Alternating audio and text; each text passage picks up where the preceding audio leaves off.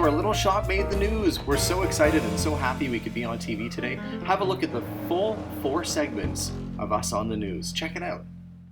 Well, Lorraine giving us a peek into the past this morning. Yes, she's checking out a few of the cool things they have at Curiosity Inc. I don't know what you're driving to work today, but take a peek at this set of wheels. Isn't this the coolest? Alex, you really did drive this today, did you? Oh yeah, I drove it to work today. What were you thinking? Well, you know, we wanted a cool vehicle for the shop because we're an antique store and I'm a little bit eccentric, I guess. And I thought, well, hey, why not an ambulance? So, yeah. It even has the stretcher and it all set to go. It does. It was actually everything works and functions, lights and sirens and all that stuff. It's a real ambulance. Where did you buy it? Came out of Pinoca, and the fellow was a former ambulance driver that I got it from. Wow. So tell us about this store, because this has been your dream since you were about 9 years old. Exactly. My dream since 9. So when I was a kid, we'd go to garage sales with my parents. They'd be looking for household stuff, and I'd be digging under the tables for the old stuff. So I got my start doing that and set up at antique shows, and yeah, it's been a hobby and now a career. This is unbelievable. Take a look at this bike. This is a piece of Canadian history. It is. This is a 1957 Triumph TRW. This bike was designed for the Canadian military, and this one sat in surplus for a really long time. It's only got 1,000 miles on it. Oh, wow. So can you actually drive it? Oh, sure. Yeah, I drove it just a week ago or so. Oh my, come on over. You're going to see some more motorcycles. And Alex was telling me that they're all in working order. One of them ties into Marlon Brando somehow. Yeah, in the Wild One, 1953, I believe is when it came out. Marlon Brando, part of a biker gang, he rode a Triumph, and he rode a Triumph Thunderbird, which is that model of bike. His had a little bit different seat on it, but it's essentially the same type of bike. So about what year would that be? That's a 62, that one. And where did you find it? That one came out of Ontario, and we had it shipped back to the store here. Okay, if you want to hear a story, you have to take a look at this. And as you take a peek, can you figure out that that's a plane? Yeah, so this blue object in front of us here, this is actually called a link trainer. These were built during the Second World War to help train pilots to fly just using their gauges alone. So they say they saved countless lives by training the pilots properly. You found this in pieces. I did. I found the gauges actually in a barn in Manitoba, and I didn't know what they were, and I looked them up, and then a customer of mine said, I think I know where there's a body for one. So what are the odds of that? These things, they didn't make a whole lot of them, and I ended up with one. So. And you've actually sold this? Yeah, this is going to a museum out in Montreal. They're very happy to get it. They're going to restore it and make it work again. Okay, now if you're at all hungry, come take a look. This is a 5-cent digger. Do you even know what that is? I didn't till Alice told me. You put the money in, you draw it over, it goes down, and hopefully, if you're lucky, you'll get a candy out. But if, you know, they never want... Okay, when we come back, would you pay $2,000 for a can of oil? That's what that's worth. We'll tell you why in just a few minutes. I love that candy machine. It's fantastic. Curiosity Inc. is located on 100th Ave and 164th Street. For more information, log on to curiosityedmonton.ca. Plus, you can't get much for 5 cents anymore. No, you really can't. If anything. So there you go. You got a whole clump of it. That's a good idea. All right, 6:15. Lorraine getting a little nostalgic this morning. Yes, she's taking us back to a time when gas was much, much cheaper. It's better than an alarm clock. It's called a Vibes. So cool. But what we really want to show you is that $2,000 can of oil, and it's empty. That one you're going to have to explain, Alex. Okay, well, people collect oil cans mainly for the advertising that's on them. And Prairie City's oil, or Buffalo oil, was a Canadian brand only, and they're only around for a short period of time, so they're very rare and hard to come across. So why is it empty even though it's completely sealed? Well, this is what they call a re-roll. So this one had actually been flattened out and used as roofing at one point. So they found it underneath the roof of a house.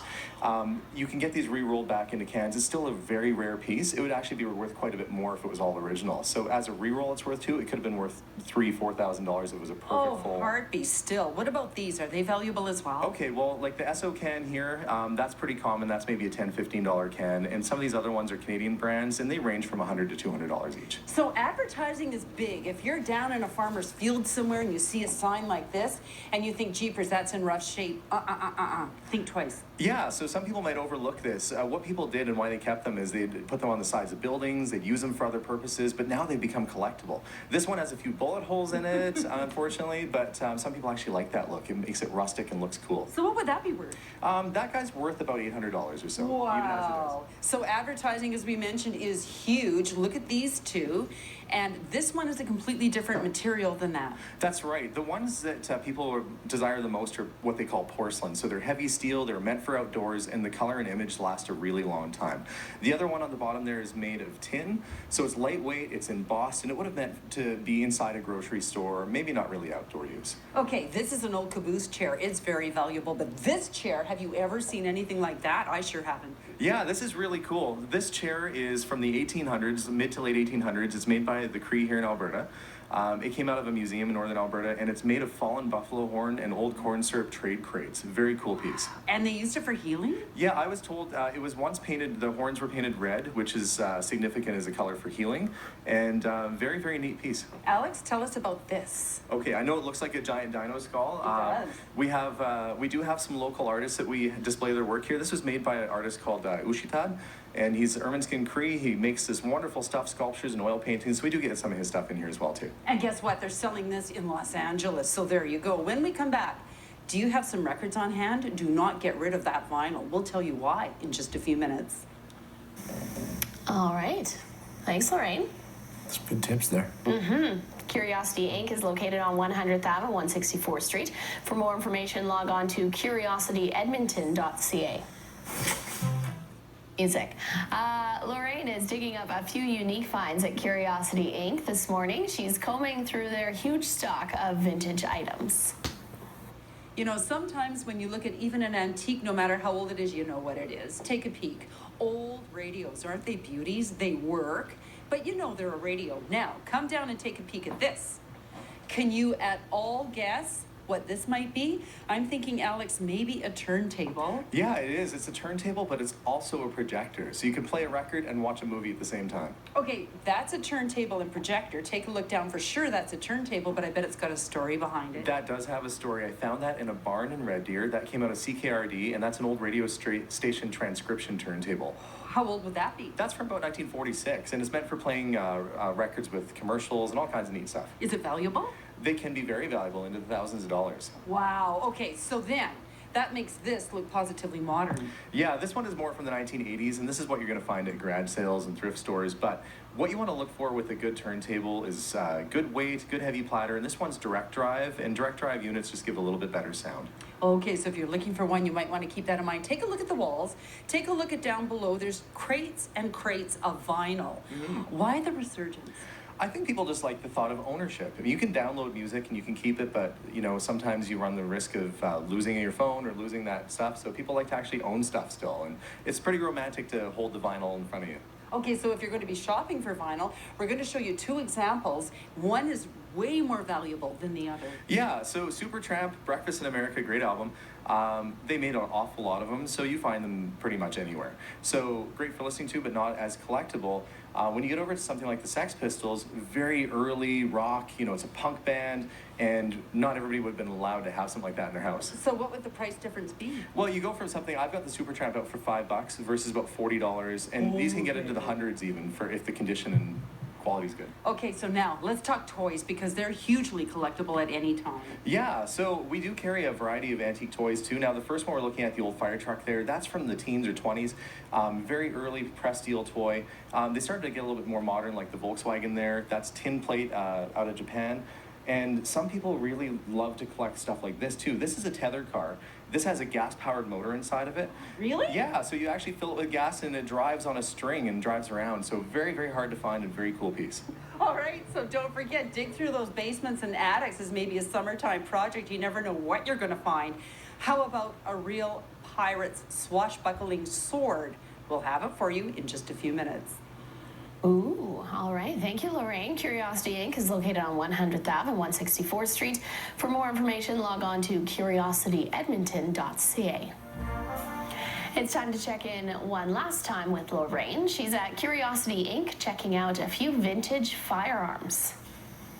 So So let's say you're going through a basement, a garage, an attic, and you come across a box of books, Alex, or maybe some papers.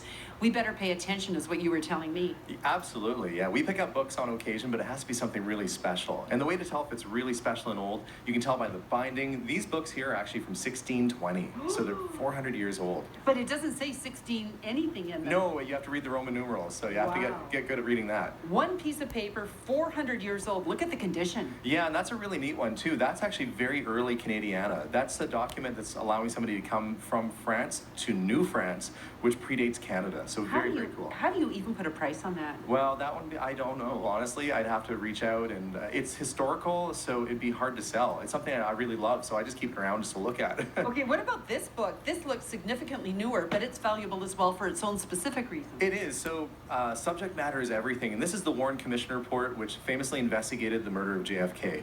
Now, this copy is signed by President Gerald Ford, who was on the committee.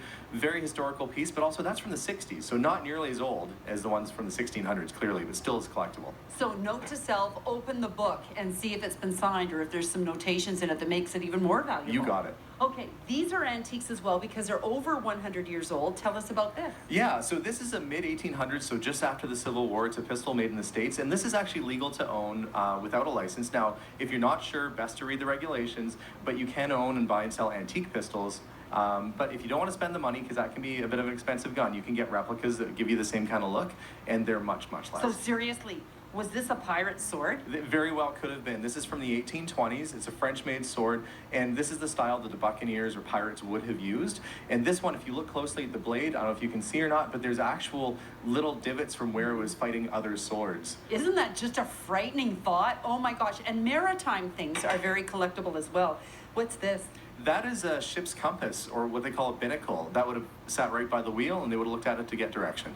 So maybe you would use this as a piece of home decor, but watch and see how artsy we can get. What about these? These are ship's block and tackles. These are from the 1800s, and people wouldn't use this to put on a ship. What they do is they might hang it from a loft or ceiling, put the rope through, and hang some really cool industrial lighting off of it. Oh my gosh, how cool would that be? So I hope we've given you some ideas.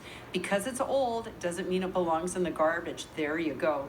Happy hunting, everybody, and in the meantime, enjoy your day. Thank you, Lorraine. Curiosity Inc. is located on 100th Avenue and 164th Street. For more information, log on to curiosityedmonton.ca.